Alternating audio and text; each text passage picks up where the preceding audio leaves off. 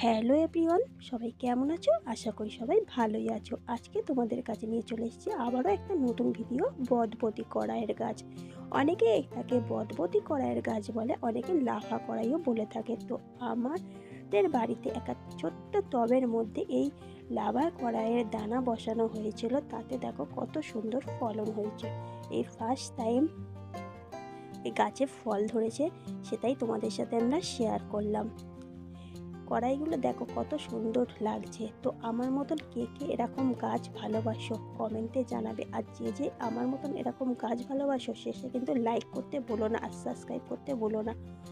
আর এই কড়াইগুলো আমি এক এক করে তুলে নিচ্ছিলাম। মা বললো কড়াইগুলো তুলে নে আজকের। আর এই কড়াইগুলো কোনো ভেজাল নেই, নির্ভেজাল এই কড়াই।